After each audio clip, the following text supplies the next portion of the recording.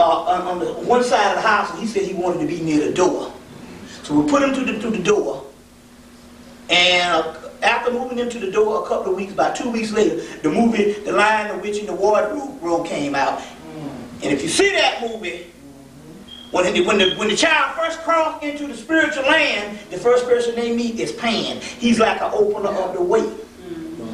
This is a form of Horus. You see what I'm saying? So we set up a shrine to him at the doorway, and he's opened up shit. All kind of powerful things is going down. But this God and this God is one and the same. It's also a form of the baby Jesus, the baby Eros, which you know is Cupid. In Rome, Eros in Greece. Horus, Harpocrates. Herupocrat is what it's called. This is the Greek word Harpocrates, but it's called Herupocrates or Herupocrat in Egypt. It's all the same baby. The baby Krishna, there's a baby Shiva, there's a baby Buddha. It's all that same child energy, but the child is talking about a new beginning other than incarnating into the earth. It's a doorway to the next realm. So we say, oh, this child energy. So after a while, then he started coming, and it was like saying, in order to act, they say, like I said again, in order for you to get to the other realm, like they tell you in the Bible, you must come as a child. Well, in order to access this, and the best way to get rid of the false you or the false ego you, which is the self that you know to go to no self, you got to become as a child. So when I was chasing down birthday cake and ice cream, because I lost the taste for sweets, believe it or not, in 2000. And the moment I lost the taste for sweets, that's when I got bigger. It's amazing shit that went on. But my girl came in and she started eating birthday cake chase down with ice cream. But it's a childlike shit. See, you got to get rid of that grown mentality. It's got to shed all of that. That is the one that's got you unhappy. You're trying to be an adult. You're trying to be something in this society that's limited, and it's all false. And when you get those things, the house, the car, the accolades, the job, you still feel empty. You see what I'm saying? But the key here is you have to dissolve all that. And one of the best ways to go what is called no self, which I went to in 2002. October the 16th, 2002, I went to no self. That means that Bobby Hemmitt didn't exist. And I said, damn, who is this person? Then I realized that was the first time I actually saw myself outside of the person that I had been knowing all my life. Then I realized this shit is only an illusion. It don't exist. So in that particular case, what the fuck am I worried about any damn thing about what a nigga think or whatever kind of thing, or how I behave or whatever. All this vanity shit. But one of the keys is also to become a child. So what happens is this. So he came, he said certain things. He said, I'm setting up a mystical realm, a fairy realm, the fairy kingdom.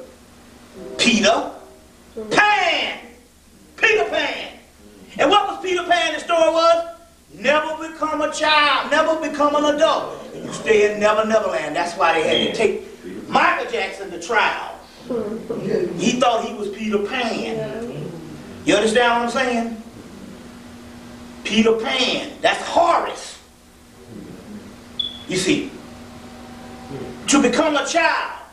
Now, it's one thing to stay a child and you're an adult and you stay a child from childhood. That's a retarded motherfucker. It's a difference. But what we're talking about is adults immersed in adulthood going back to childhood. That's divine. Two different situations. You know, you got some people that never grow up still riding tricycles at fucking 50. That's a retarded person. That's an afflicted person. But then we're talking about us shedding the old us or the false us and these false accolades. You see what I'm saying? And that's becoming a child. So in so many words, the nigga around that liquor store had it right. See what I'm saying? It's so hideous to think of it, But they had it right, and they act just like children too. They don't give a damn about nothing. It's just that they're not conscious. So here's a certain variations how we tune it in.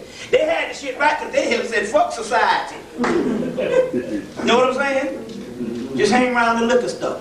And they sit on little boxes and benches and stools. But if you go to Africa, that's what the grown men do too. Yeah. Sit around a damn tree.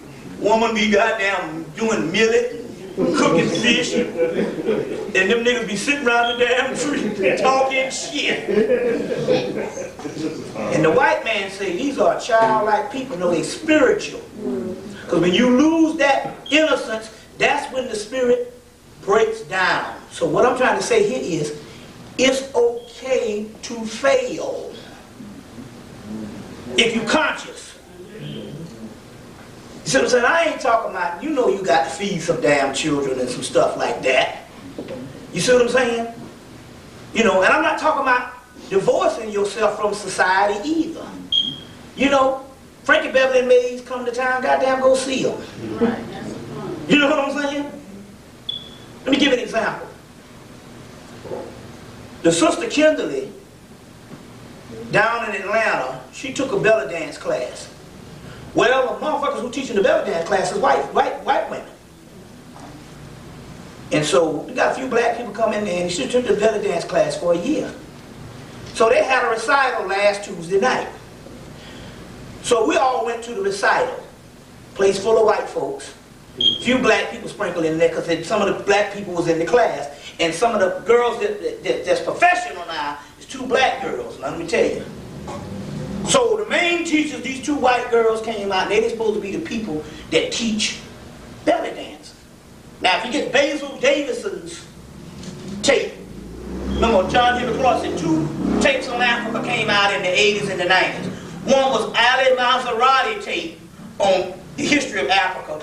And he's a Muslim, and everybody gravitated towards him, but he had an Islamic flavor to it. And then the white boy, the British guy, had one, Basil Davison, and his thing on Africa, and a lot of people that buy it, he dropped science. He even had Diop in his shit. But he went down to Nubia, and they showed these black women sit there, they stand before the men, and they do this shit with their hips, real slow, and they get you into that shit. And that's the origin of the whole belly dance thing. So even the belly dance with the fasta was all black. It comes from Africa, Egypt, Nubia. So they get started off with the black girl coming out with the fire with Hemmitt. But the white girls, because she was doing a little, she just started off with the fire a little bit. So the white girls came out and they were doing all the belly dance and stuff like that. And they were professionals. But they were dealing with technique. And I said, I ain't feeling this shit. These crackers done learned the technique. But we know dancing with us, there's the moves in between the techniques and the moves in between the moves, which is spiritual. In voodoo, they say it's not the drum, it's the spaces in between the drums that you hear. You're bringing nothingness into a certain realm. See what I'm saying? You know niggas and shit, I used to be a dancer. The reason why it resonated so much, and I'm like, wait a minute now, I was a dancer.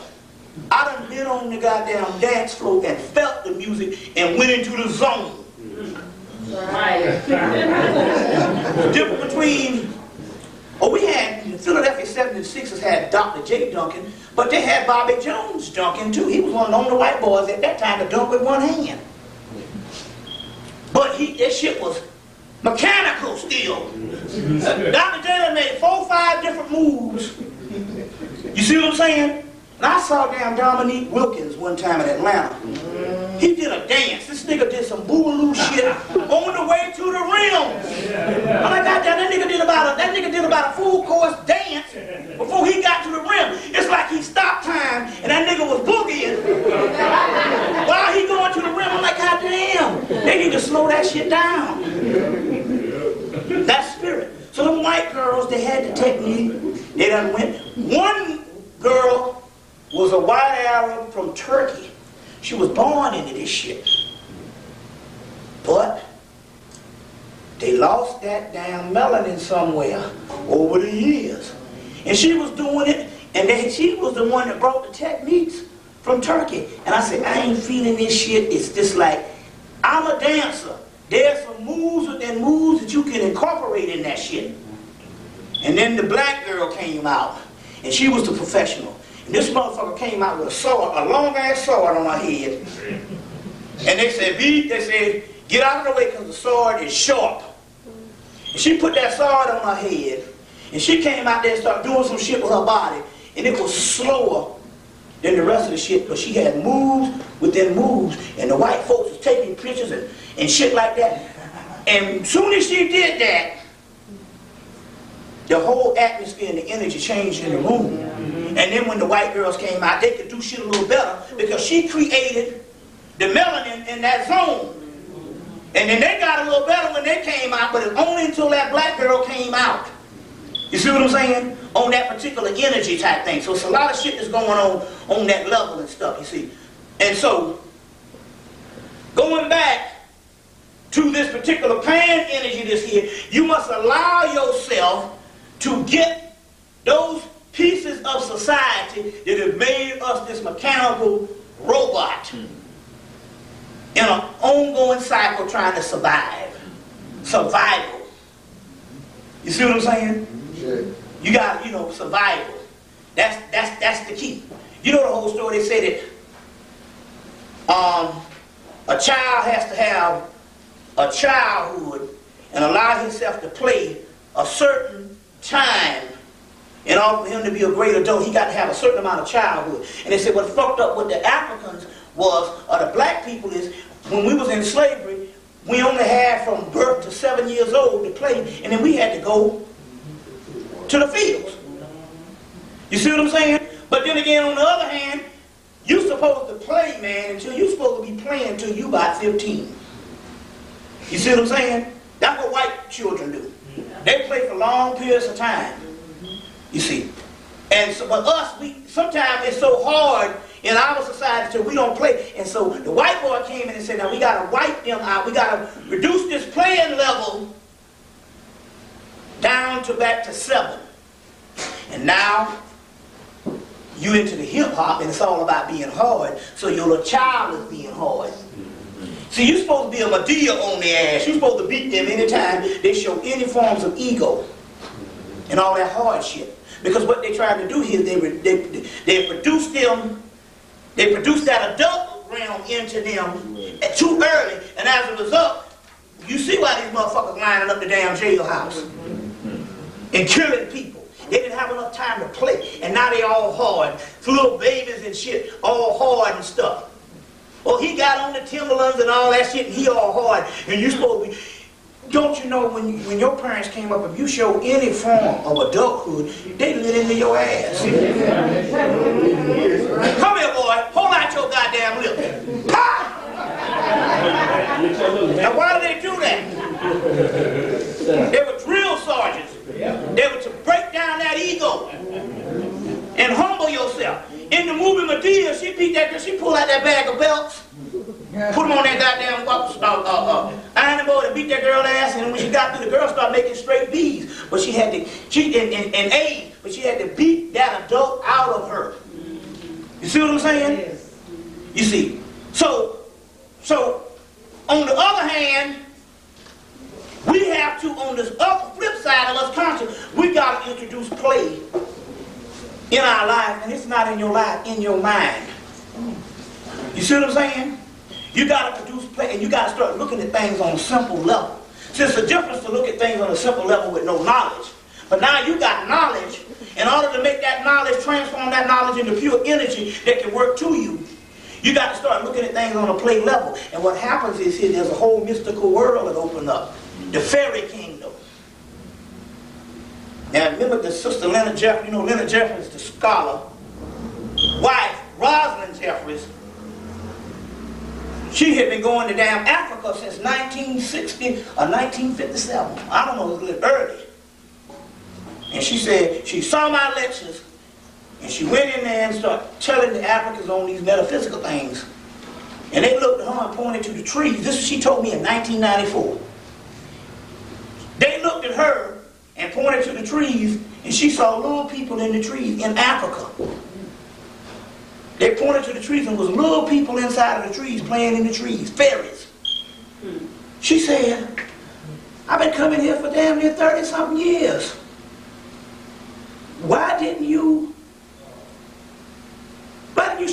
for? They say, you never asked, which means you wouldn't have been ready for it. When she started asking these mystical questions, then they showed her. But see, they got Jesus over there now, and all that's an illusion now. That's evil, and so it starts to disappear. So they got them. They're where we were in the 1930s with this Jesus, this religious shit. It's all a game. But the fairy kingdom opens up. Now, there's this goddess St. Martha. She has this little boy that's with her. And I should have brought the picture. And it's a little boy. And we couldn't find the name. And this St. Martha came. I'll show you some pictures of St. Martha. I should have put it on the overhead. But it's this Afro woman with a snake from Louisiana. This was a picture of her this was a picture of her with the snake and the dreads. And this is her as the Afro woman. Now I drew this woman in 1991, and she's been hanging on my wall since 1991, and I just found out about St. Martha in August, but I had the damn picture of her I drew in 1991. That's only. That's only the Master of Fantastic Arts. So this is interesting. She has a little boy that you can't see in here. It's a little baby. And I was laying on the bed, and the little baby came and put his hand in my hand. And so the spirit was like telling the sister, saying, it's a little baby and it can't walk. I'm saying, is it paraplegic or something? Is it, is it paralyzed? She said, no, it's an infant. And it dawned on me, this thing put his hand in, and I said, well, what is this thing? And it just only registered about a month ago, or 2 weeks ago, that the baby, it was a form of Horus that she was dealing with. And I said, we need to get the name of that baby. Because Horus is, these names, these older names become generic names. Because in the new cycle, they have new names. You're like, Pan is an old name. So I said, well, what is this name? And she said, Zanat. Zanat. Or Zanath. Or Zanat. That's the new name of this baby energy, which is your soul. See, the baby put in his hand, see, this is the great mystery. How the hell, Bobby got Jesus running around his house? No. Or Horus? No. This is the great mystery. We must teach on this. The baby that put its thing in my hand only exists through my soul. My soul is Horus. Your soul is the baby, Harpocrates or Horus. And the baby that put his whole, and although it looked like an outside entity, it was nothing but coming through the doorway, which is my soul. And that's what's all in us. It's what we're explaining here is different portions of your soul. You get where I'm coming from here? But your soul now has to be opened up, but it's a baby. It's a child energy. Not in the baby sense of gaga goo goo, but in another fairy realm. You see, this little thing here is a form of a fairy. That best character. And he represents the outer realm. Outside the circles of time. He represents the outer realm. So therefore, the best thing you can do to open that up is to become childlike in your mind. Some of these things don't have to be a physical act. You see, but sometimes just give yourself the freedom to just, if something resonates, just do it. Just do it. You know what I'm saying? And don't say, I can't do that because I'm grown. Or I can't do that because I got this degree. Or I can't do that because I'm this particular thing. You see what I'm saying? Just do the shit. You know what I mean? Yes, sir. I don't know what it could be. It could be riding on top of the car. I don't know shit. Or something that you always wanted to do. You might want to, I always wanted to slide down one of them goddamn staircases. One of them long ones, ain't never seen a big enough mansion to do the shit. You know what I'm saying? And that escalator in the mall ain't gonna cut it. You see? So this is the kind of energy we're talking about dealing with. Okay. Now, I want to go into this. You see some stuff fell on the floor. Do I need it? I want to go into this. To show you spirits. Okay, let me get one thing. Y'all bear with me. I want to go into this.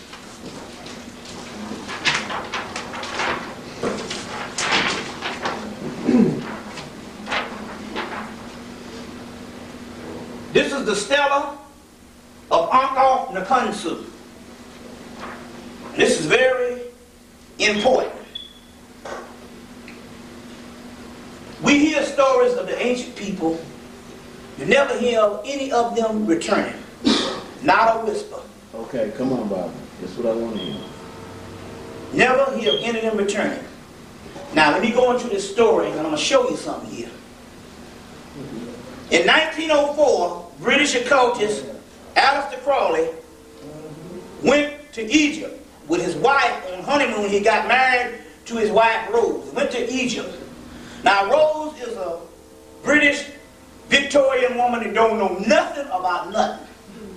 He married a complete idiot. She good folks, but she's an idiot, as knowledge goes. So they over in Hemmitt, and she start going into trance. And she tells him that the child Horus is summoning you, and it's all about the child. She said, no, Horus is coming to you or something, and it's all about the child. So he walked around again. He said, this motherfucker out of her mind. This stupid motherfucker don't know shit.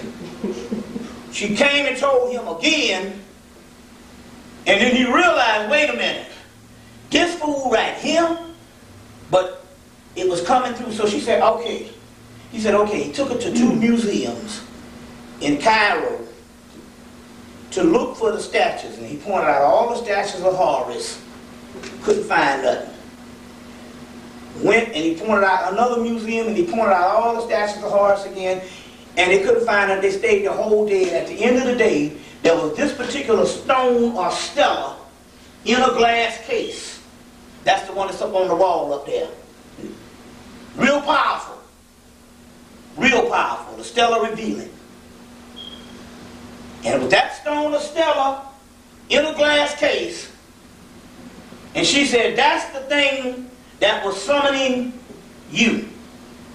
So he took this stone and stela and had it transcribed and translated at the people in the museum. Then he set up a ritual on April 8th, 9th, and 10th of 1904. And he set up a ritual, because I've talked about this before, but I'm telling you, this is some energy that came back. He set up a ritual, and the entity Aiwass came through, who also was a form of Horus. You can get that connection. The works of Kenneth Grant, British occultist, talks about it, but also in the book on Pyramids of Montauk. They give you by Peter Preston Nichols and Peter Moon. And this entity Aiwass, who was a form of Horus, came through, and he dictated this book of the law, April 8th, 9th, and 10th. Real powerful book. They still translated it in 90 years, and it's still, they got stuff in there that they, you know, it's proven that it's coming from a higher intelligence, because they've been translating it and having commentaries on it for 90 years, and they still, when they come back, there's a whole new translation of the book, as far as whole new stuff they find out about the book 100 years later.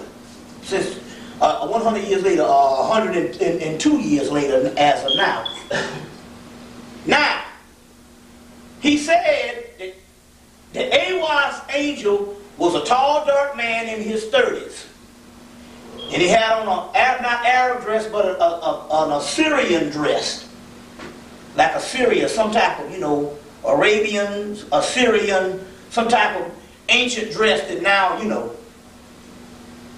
And the key here is, they had the book of the law, and they set up the whole OTO, and these people, they got chapters of this shit all over the planet.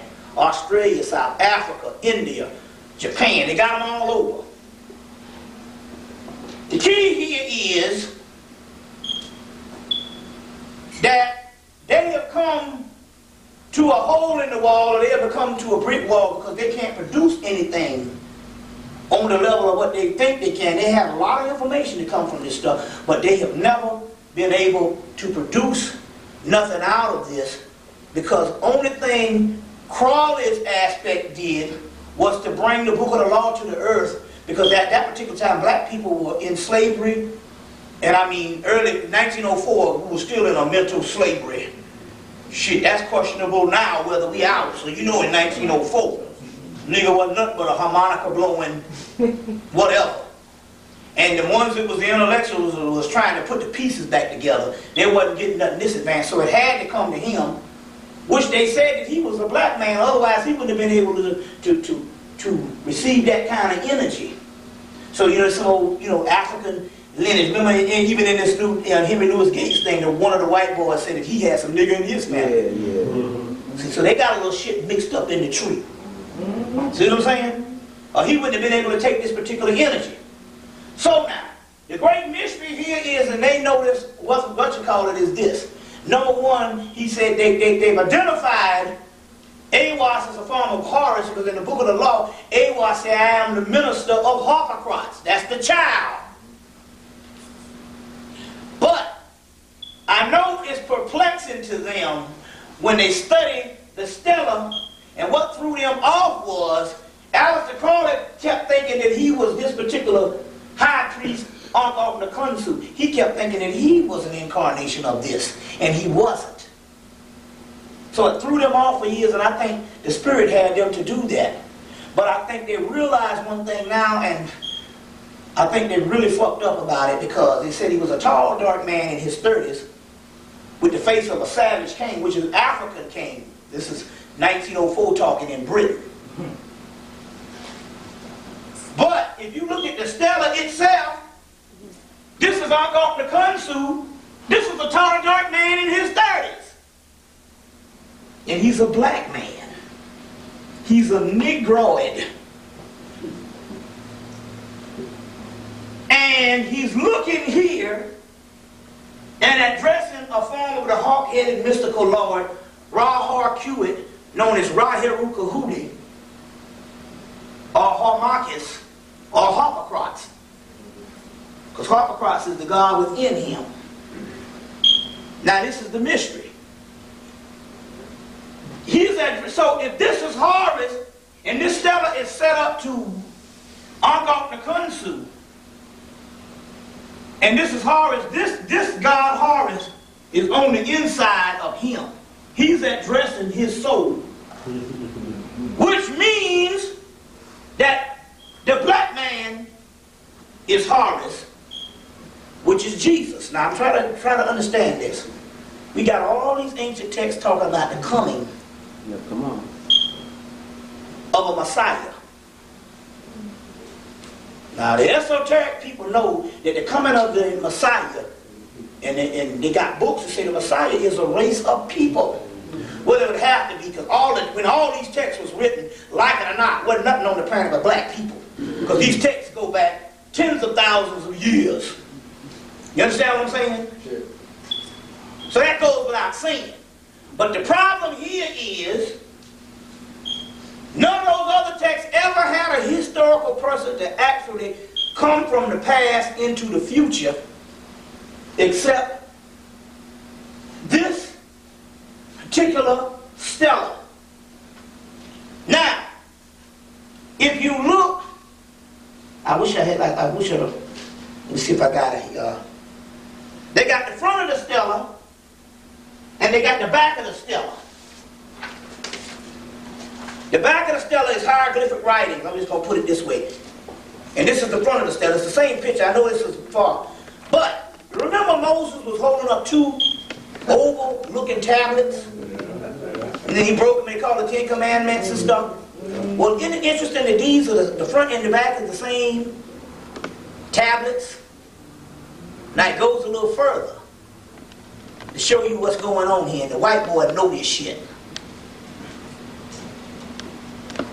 This Uncle Khonsu and this particular stela and this tablet is something And it's supposed to be the 10 Commandments, but then he wrote a book called the Book of the Law. Now, this is interesting to show you how deep this thing goes. Well, the first thing, let's go into a bit of history on how I know this stuff is with us.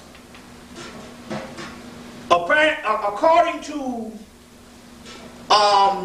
Kenneth Grant, the British occultist, and in his book called Aleister Crowley, the Hidden God, 1972, he talks about when this Aiwass character came in and dictated this Book of the Law to Crowley. He disappeared, never to be seen again on the planet, except when he came and inspired Crowley to write this book, the Holy Books of the Lemma. Of the Lemma. And it's interesting here because in one of the chapters called,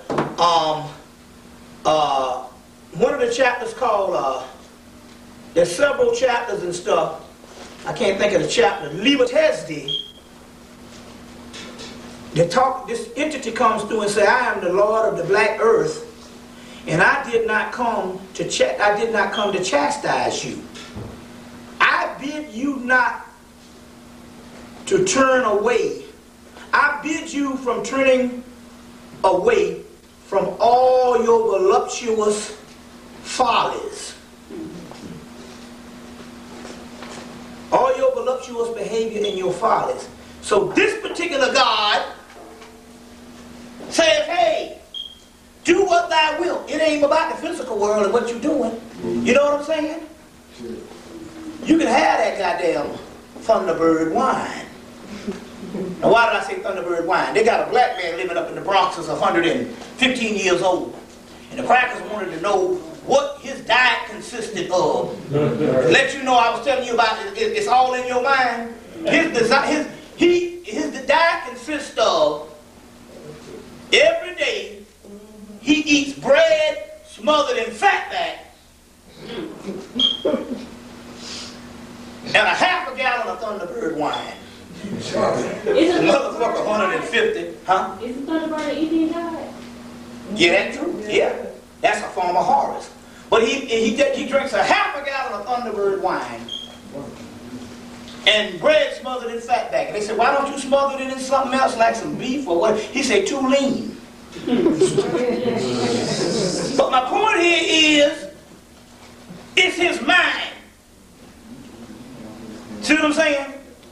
It's his mind. Now, where was I going? What I was trying to say here was, he said, I bid you not to turn from your voluptuous ways and all your follies, because you gods. Now, you think that's rough? You go to the Gospel of Thomas. This is the one that was dug up in Egypt in 1945, and this is the Gnostic Jesus, which is Horus, before the Romans stole it and turned it into that debauchery of the Jesus of moralism. And in there, they're asking this Jesus, what can we do? What can we do? You know, what kind of diet you want us to go on? What you want to do with meditation? He said, shit, damn the diet. Blessed is the man who eats the lion. And cursed is the man who gets eaten by the lion. They say, because if you eat the lion will become a part of the man. But cursed is the man who gets eaten by a lion, and a man becomes a part of a lion. That's not necessarily talking about that you don't supposed to watch your diet. You know what I'm saying? Niggas eating goddamn, pork rinds and Funyuns and all kind of shit like that. It's not talking about that, but it's also talking about you don't suppose to damn get to the point where that becomes a religion. They got a whole black vegetarian society.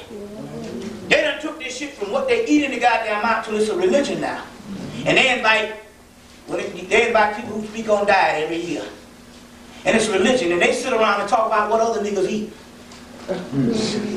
And you should see the vegetarians now. Something wrong with them. They're all dried up. They look sick. See what I'm saying? And niggas eating chicken glowing.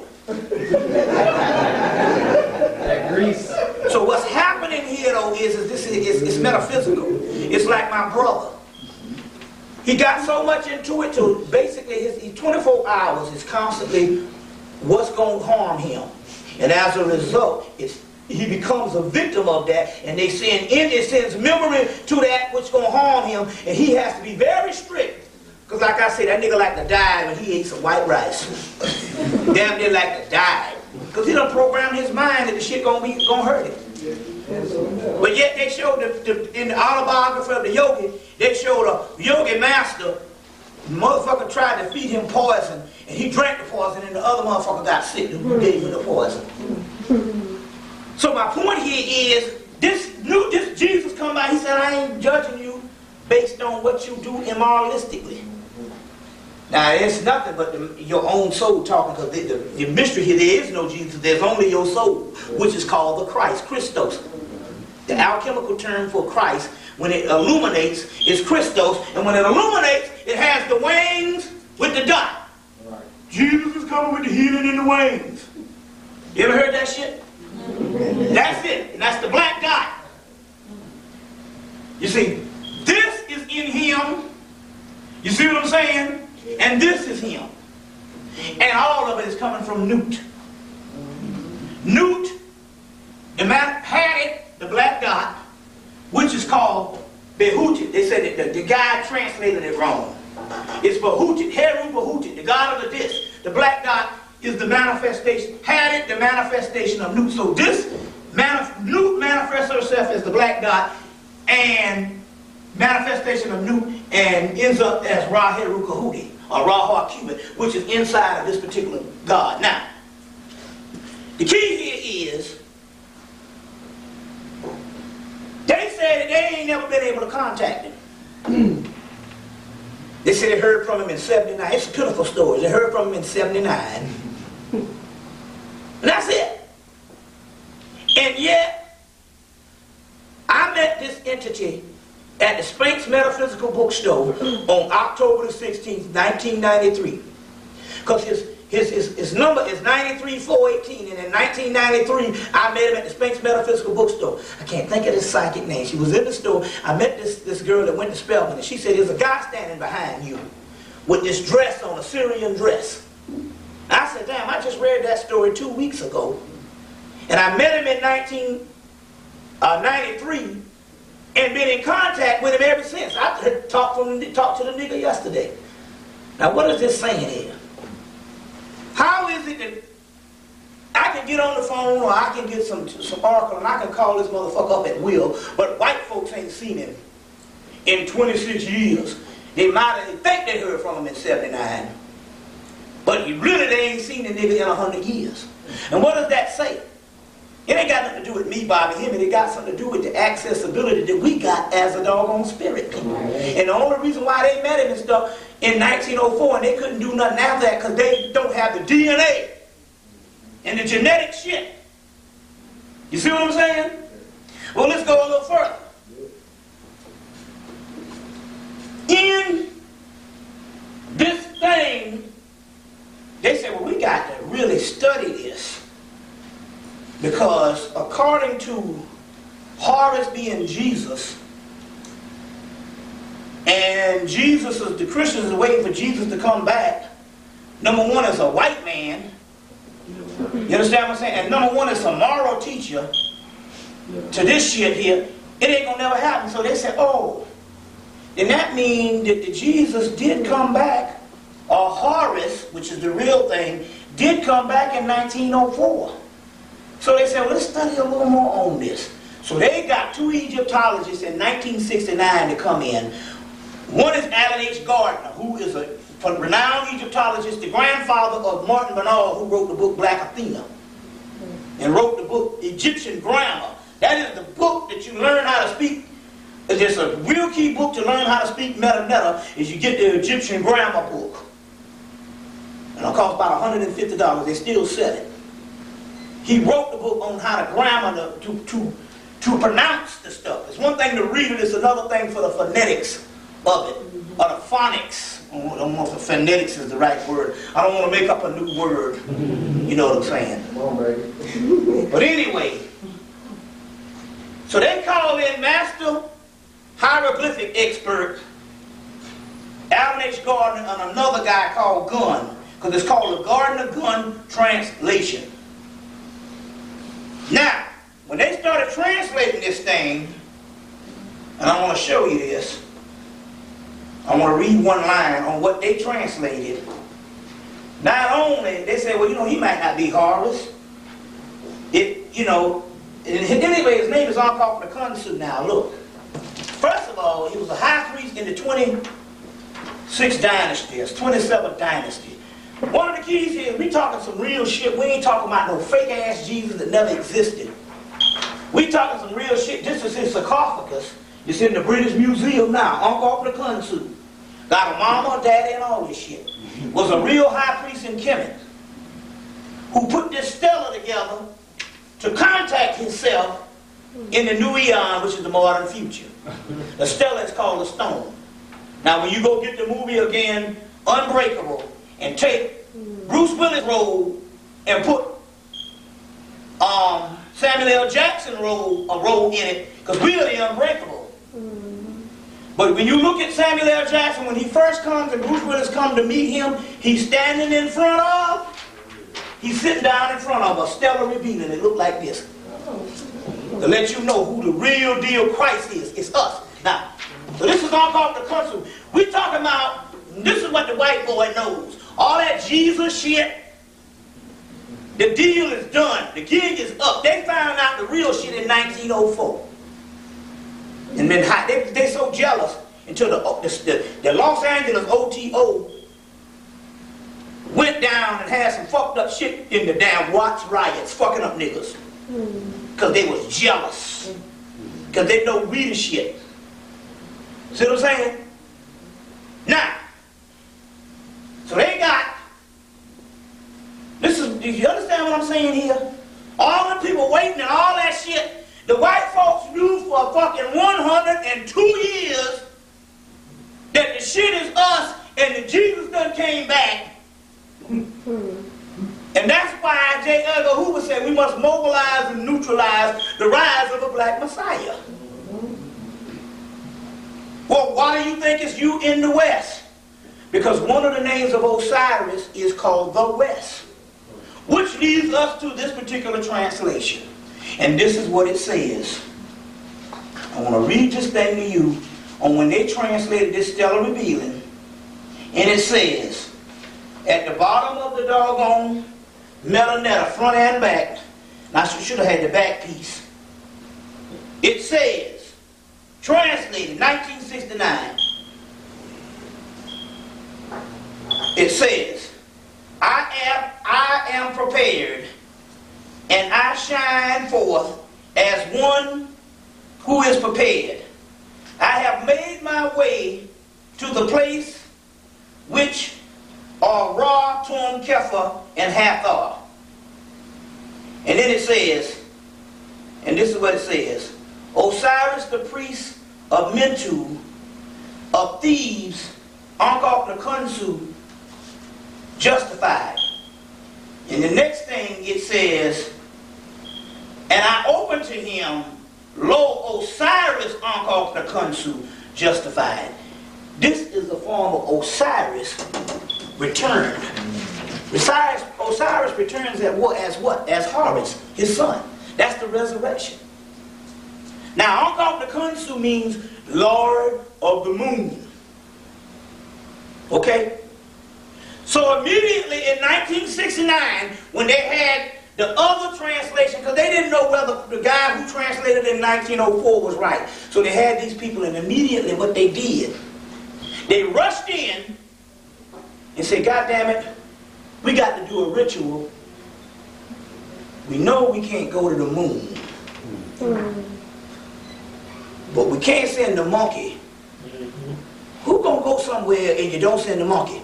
Now let's think about this shit here now. You send the goddamn monkey up in space. But you going to the moon and you don't send the monkey. Okay? So they go in and they fake the Apollo landings. Yes, sir. they got a star on Hollywood and Vine with a television set on it with all the astronauts' name on it. If y'all ever go to LA, it's on Hollywood and Vine on the corner. They got a television set, they got a star for that. Right. The astronauts, I was just... They fake the lunar landings. Now let's think about this a minute now. Since when you know white folks to go somewhere and don't return? Hell, you can't even get goddamn real estate if you got child support. They won't let you get a house, a ragged ass house that white folks done fought in for 35 years. They won't let you get a house on a ragged ass piece of land. And yet you mean to tell me you got one of the greatest real estates in the universe and you don't go back and you say you went there? I ain't buying this shit. You've been building space stations for the last 30 years, but you ain't gonna go back to the moon? Wait a minute now, let's think about this a minute. I do believe if you walk out there and the moon is bright enough, you can see craters on the moon with your naked eye. That means if they landed on a goddamn crater, that crater would be as big as the Atlantic Ocean. And they got pictures of them on the moon, and they don't see one star in the pictures. See what I'm saying? You see, it's all fake. They didn't go to no damn moon. They killed 300 people connected to the Apollo landing to hide it. Then made a movie called Capricorn 1 and just changed it to Mars, where they faked the Apollo landing. It was all fake. And then in 1971, when Sean Connery's last movie, Diamonds Are Forever, they put the fake landing in the movie. And they was fighting, and they broke into a sound stage, and they was faking the Apollo landing. Come on, man. They'll never be able to go up there, because the moon got more mystical shit than the damn sun in the damn esoteric stuff. And it's one of the last mysteries. You think that sun come out every damn day, you just feel happy and nice. Well, let that moon fuck up the wrong way, and your ass be in for it. Shit be happening. Mood swings, lunatics. See what I'm saying? You see what I'm saying? That moon is directly related to black people, and the white man could never conquer that. And here it is to go, mind control. But I remember when I was young, being innocent again, because I was from the educated family. So we tend to look at the news, and so we indoctrinated in thinking that shit is real. And I used to walk in the neighborhood, and all them niggas and mullins that wasn't educated, none of them ever believed that they went to the moon because they was dealing with spirit. They said, ain't nobody went to no moon. And we used to look at them like they crazy. Because we believe that goddamn white man in that 1969 bullshit. Elijah Muhammad said that they didn't go to the moon. They ain't never go to no moon. He laughed. He said they could never go to them stars or none of that shit. They'd have McDonald's on that motherfucker right now. So what I'm saying? And a Marriott. Come on, man. They be having Academy Awards on the moon tomorrow night. Motherfuckers be floating around and shit on the red carpet on the moon. Why ain't stupid? Come on, man. Since when have they ever been any place on this planet and didn't try to never take it, so you ain't never get it back? And here you got a whole real estate up there, you be like, well, fuck it. They say it's so goddamn dangerous to go up that shit that they don't know what the fuck. Because you got to ask yourself this, the Russians was in the space race with them. They first did Sputnik, and it fucked America up with Sputnik.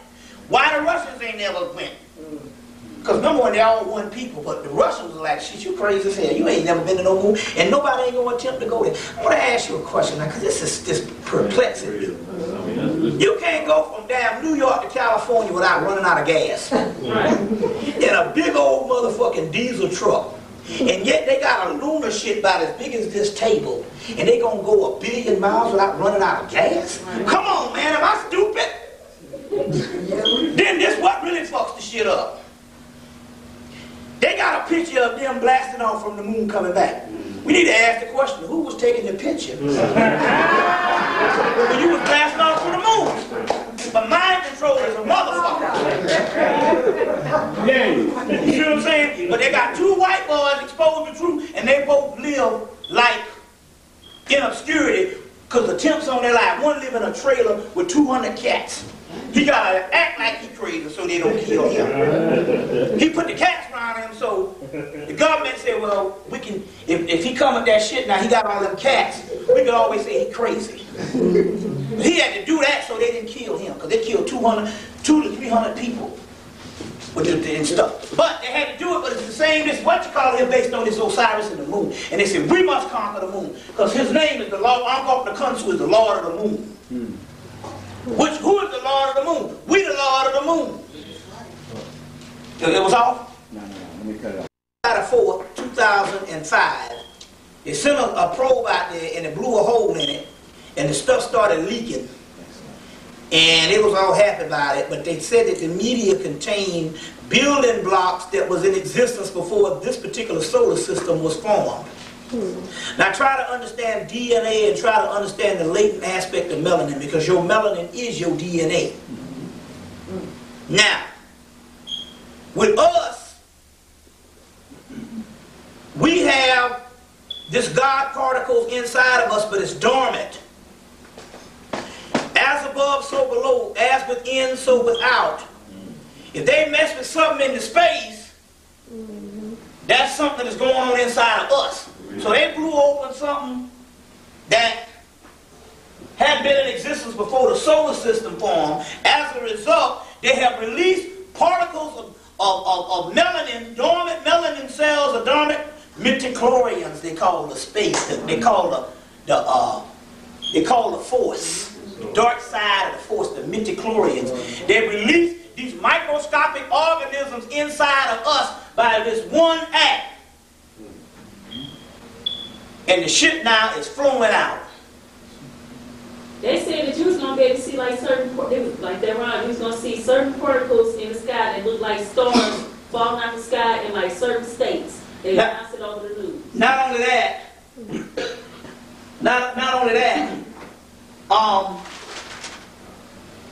this thing is so, what happened here is, see, it's called a nexus factor. Everything up there is connected on a grid. So, wherever you are in the universe, it's all the damn same. It all comes together as one fabric in space. So you can't go and pick one floating by meteorite and fuck with it and don't think you ain't fucking with everything in the universe, which is also inside of us. It's a chain reaction. See what I'm saying? The microcosm and the macrocosm. They blew this thing open, and the spirit said, shit, we convinced them to do it. The spirits is always, and I say, look at the bigger picture. You be like, well, why would they do something like that? Why would they fuck around like that? Knowing this might be their end. And why wake a sleeping giant like us? And the spirit said, we influence them to do shit like that. And they all happy and stuff. And they done messed around with this Titan 1 and they call this shit Temple 1. They just as might as well. Now in the H.P. Lovecraft, which is the one that's the master of horror, he talks about there's a place in the universe where all the spheres meet, and there's a God that sits up there with hands and stuff that look like that dancing Shiva with multiple arms. And they say all the spheres in the universe meet within the same entity. You see. And they call him Yog Sathos. He knows he's the gateway to the whole entire omniverse. In those systems. And they blew this damn Temple 1 open, and the stuff is going on the inside of us. And now it's done released the latent DNA now, which is called the child. That's the hardest factor in our soul. And this stuff is coming on, and we don't know what might happen during spring equinox. Because I'm going to tell you the truth. Summer came in January in Atlanta. So what they have to do, it would get to 70 degrees. And that means it was going to go on up to 80. So what they would have to do is go up with the chemtrails and drop those chemtrails all over Atlanta to create chemdome the next day. Now it be bright and sunny one day, the next day it's gray, and then it rains, and then they bring a cool air to fool people to think that we still got the seasons that we got, but them seasons is gone. Now, one brother down in Atlanta now they've done the calculations based on the Gregorian calendar. And based on the Gregorian calendar, this is 2012 that they talk about the Mayan calendar. Some stuff is going on because you can't go by, if you say the Mayan calendar, you can't use it based on trying to go by this calendar. This calendar is damn near 10 years off. You see, the shit is going on now. Show you another thing too. I'm saying, damn, Richard Pryor dies, Lou Rawls dies, Ozzie Davis dies, Barry White dies, Luther dies, Slappy White dies. Who else? Bunch of people. Wilson Pickett dies. Huh? ODB dies, you're right. And ODB, his last shit was called what? Osiris. See what I'm saying? All these people die, and you be like, damn, what's the fuck going on? So I'm walking in Walmart, and the Spirit give it to me. They say, look, we at the gateway to the other side. Say, shit, we can't damn have the other side coming in, and ain't got no interesting characters or them spiritual muses. They got to be on the damn other side, livening up the damn place. They went to the other side to get the shit, get the party ready. Where we go, I'm like, damn, that's right. These motherfuckers is getting up out of here, and they getting up out of here, man, because shit, the other side is what's happening. Right. Sunrise say space is the place. They said, you know, Sunrise say space is the place. See what I'm saying? From slave ship to spaceship. Yeah, and all of the damn, and Earth, Wind and Fire, Parliament, Funkadelic, all that shit, and nothing but a plagiarization of Sun Ra. That all that stuff come from Sun Ra, the space stuff, the pyramids, and all that stuff. You know what I'm saying? He was obscure, and yes, I don't say it's a plagiarization because Earth, Wind and Fire and Parliament was supposed to take those ideas and bring them to the mainstream. And he was supposed to remain obscure because that's the way his stuff was. You see what I'm saying? But the point I'm trying to make here is, they went to the other side because the other side is what's happening. The reason why I know that is this. See, they ain't let all these Mexicans in this country or nothing. You gotta look at the way they do things. You see what I'm saying? They ain't let all these Mexicans in the country, and wherever you go to Chicago, it's El Segundo. You go to Atlanta, that shit is Mexican. They ain't let them people in here because the elite is abandoning this country. Now, they do rituals. Bush's job is to come here and be the god of war, Mars, which is Osiris. No, which is Horus. Mars is Horus. The word Mars, also, there's a god called Morris, Moor. But the god of war, Mars, is Horus. Now, Horus's father, Osiris, was defeated. And then Horus comes back and avenges his father's death and takes the people further into a war that his father started. You see how this, now Bush was defeated, Bush Sr. was defeated, then his son has to come and avenge his father and take the whole Horus script on why they put this shit down the way it is. And this cracker here don't give a damn about nothing. And guess what? Everything he get you into, he come back a month later and say the shit backfired. Shit wasn't right. His job is to tear up America because the global elite saying, hell, we ain't trying to even live here. And they say, look, okay, Africa is depleted. We done got what we got out of there. And the only thing we know is every cell phone, they got some shit in Africa. These new cell phones from the last, from 1998 on up can't work now unless it's got something that's coming from Africa in these cell phones. You best believe they ain't gonna never free no Africa as long as Africa got some shit that the cell phones need. So they decided, look, we need a new place that we can go to be an indigenous place that we can go when we live in Europe now, because that's what the whole European Union, and that's why they're raising India up as the new oasis. They get ready to abandon America. And they're using Bush to tear this thing up. Which is all good, because, hey, it's something got to give. You know what I'm saying and shit? Something got to give. You know what I'm saying? Because, shoot, niggas is sick and tired of being sick and tired. But he's playing the Horus role. That's what his role is. You see. Now, I ain't saying he Horus. I'm just saying this is the way they line up shit in their ritual. They take our shit, you see what I'm saying, and line it up that way. You see, you got to understand what's going on. You need to go pick up a movie. Remember the Matrix came out, 1, 2, and 3. And the third one, they missed it. Horus don't supposed to be dying on no damn cross and his woman all dead up.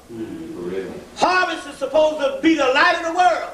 So what Neo doing dying on some little thing like he Horus, like he Osiris? And his woman died. And his woman died.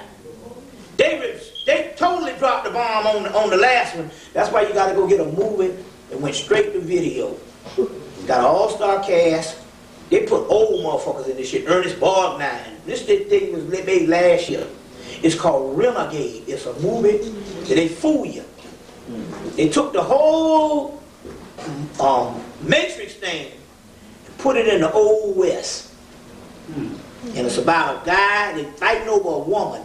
And one guy kills the woman and whatever, and there's two guys, and one is an evil guy, and one is a Horus-like figure. And they go through the whole West, but the other one, the young guy who is the nice guy, not the evil guy, he get his ass whipped, and they throw him out in the damn desert. And the Native Americans take his ass and bring him back, nurse him back to life and teach him his ways.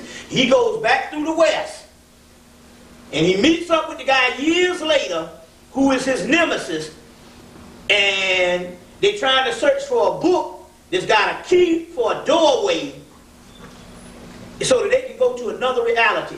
And when they find the book, the Native Americans come up in there and put them all together and tell them, look, now it's time for you all to meet your destiny, and give them some damn sacred mushrooms. And they go to the next round, and they show the guy chakra system open up, the heart chakra, Kundalini, third eye, all that. And so much until when you see it, your shit start opening up. I'm like, damn. And he go in there and he does away with his foe. And then when he come back, he raises up and he goes out to the pond, and his girl is out there, and she jumps in the water. And he jumps in the water up under her, and she got her legs wide open. And he goes up into her swimming, and her legs are wide open like he going back into the Great Mother.